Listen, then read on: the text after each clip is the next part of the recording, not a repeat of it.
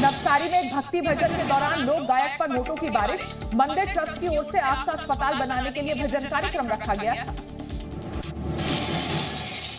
काशी विश्वनाथ मंदिर में नए साल पर पूरे दिन होंगे झांकी दर्शन। वीआईपीज को भी बाहर से ही कराए जाएंगे बाबा विश्वनाथ के दर्शन। हिमाचल प्रदेश में 24 घंटे खुले रहेंगे कैफे और रेस्टोरेंट। 2 जनवरी तक के लिए सरकार का ऐलान। अमेरिका में बर्फीले तूफान से अब तक करीब 60 लोगों की मौत। बुफेलो शहर में अब बर्फ हटाने का काम जारी। अभी भी ड्राइविंग पर लगी है प्रतिबंध।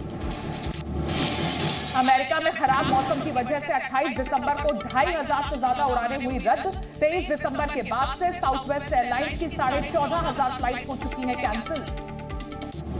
अमेरिका में लोगों की मदद कर रही है पुलिस। बर्फीले तूफान के दौरान फंसे वाहनों को निकालते हुए दिखे पुलिस वाले।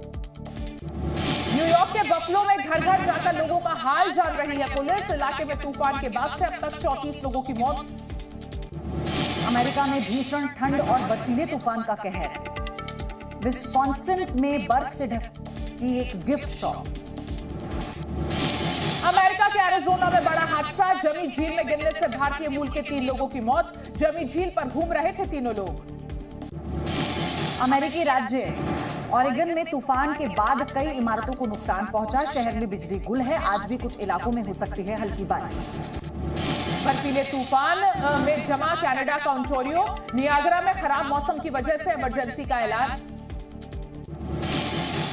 पश्चिमी ऑरेगन और वॉशिंगटन में तेज हवाओं के चलते हुई कई दुर्घटनाएं। कई घरों में भरा पानी। सड़क हादसों में कई लोगों की मौत की खबर।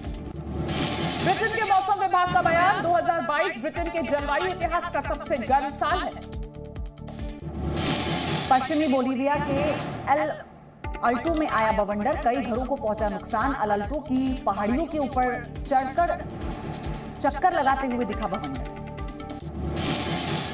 सर्बिया और कोसोवो के बीच हालात खतरनाक। उत्तरी कोसोवो में सर्ब समुदाय के लोगों ने सड़कों को किया ब्लॉक। कोसोवो के पीएम अल्बिन कुर्ती ने की देश में शांति की अपील। अमेरिका ईयू ने भी तनाव कम करने की अपील। यूक्रेन की मदद करने के लिए कीव पहुंचे फ्रांस के रक्षा मंत्री। युद्ध थमने के आसार नहीं। फ्रांस की सरकार ने मदद जारी रखने का किया ऐलान। नए साल से पहले संसद में जेलेंस्की का संबोधन। यूक्रेन को बताया वैश्विक लीडर। संसद में जेलेंस्की को स्टैंडिंग ओवेशन दिया गया। रूसी अटैक में यूक्रेन के खरसोन का एक अस्पताल हुआ तबाह। अस्पताल में भर्ती सभी गर्भवती महिलाओं को बॉम्ब शेल्टर में ले जाना पड़ा। तुर्की, सीरिया और रूस के रक्षा मंत्रियों ने मॉस्को में की बैठक। सीरिया में स्थिरता बनाए रखने के लिए तीनों देशों के नेताओं ने आगे भी ऐसी बैठकें करने पर जताई सहमति। फिनलैंड में दिख रहा है रूस यूक्रेन युद्ध का असर। देश में बिजली की समस्या बढ़ी। अपनी 1/3 बिजली आपूर्ति के लिए रूस पर आश्रित फिनलैंड को नहीं मिल पा रही है सप्लाई।